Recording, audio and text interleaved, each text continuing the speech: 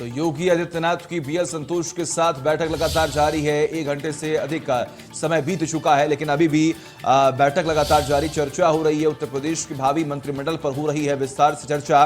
उत्तर प्रदेश में जिस तरीके से भाजपा को जनादेश मिला, तमाम बड़ी बातें भी सामने आई, आंकलन किया गया, विश्लेषण किया गया। तो ये बातें भी कही कि पिछली बार से सीटें कम आई हैं, लेकिन वोटिंग परसेंटेज में बढ़ोतरी हुई है। लेकिन बड़ी बात यह है कि कहीं ना कहीं इस बार सपा ने टक्कर दी, लेकिन जनादेश भाजपा को मिला।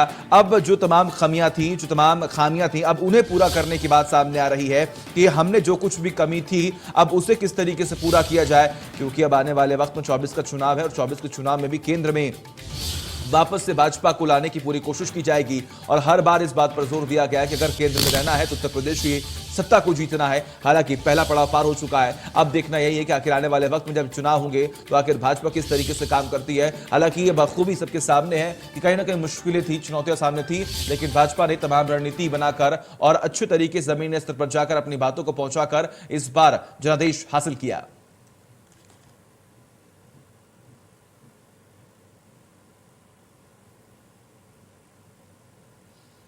तस्वीरें आपके सामने हैं, ये लगातार तस्वीरें भी हम आपको दिखा रहे हैं किस तरीके से योगी आदित्यनाथ जो हैं अब वो लगातार आगे बढ़ रहे हैं। और एक से बढ़कर एक अगर हम बात करें तो बातें सामने आ रही हैं। तमाम बड़े आरोप भी लगाए जा रहे थे, आरोप प्रत्यारोप का जो सिलसिला था वो भी था। लेकिन अब देखिए आप किस तरीके से वेंकैया नायडू के साथ मुलाकात कर रहे हैं योगी आदित्यनाथ।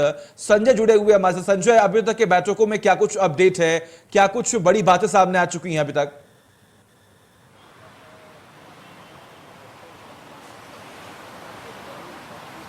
आपका आवाज आ रही है मेरी?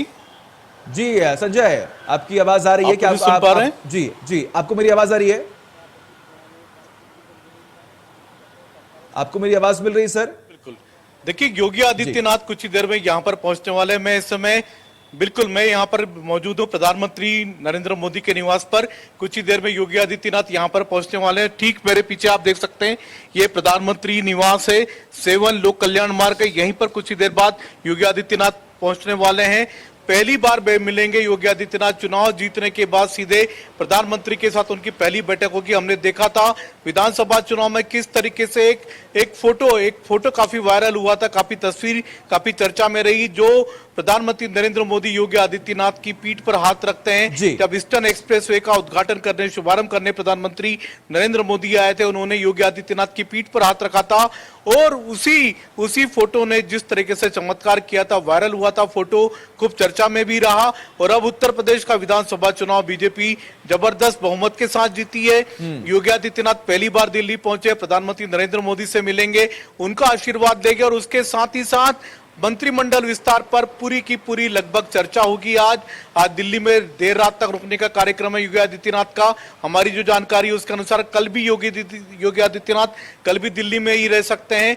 आज देर रात को उनका केंद्रीय गृह मंत्री अमित शाह के साथ बैठक है। शाम को 6 बजे बीजेपी के राष्ट्रीय अध्यक्ष जेपी नड्डा से मिलने वाले, राजनाथ सिंह के साथ उनकी लगभग 8 बजे के करीब बैठक है। लेकिन आज देर रात तक यूपी के मंत्रिमंडल पर चर्चा होगी। कितने डिप्टी सीएम होंगे, कौन कौन मंत्री होंगे, कौन कौन मंत्री रिपीट होंगे, किस किस मंत्री को ड्रॉप किया जाएगा, किस किस क्षेत्र के, किस किस जाति के लोगों को मंत्री बनाना है। क्योंकि पूरा की पूरा जो, अगर हम बीजेपी की बात करें तो उनकी निगाहें अब 2024 पर है। 2022 खत्म हो चुका है, अब बीजेपी की पूरी निगाहें 2024 के पर है।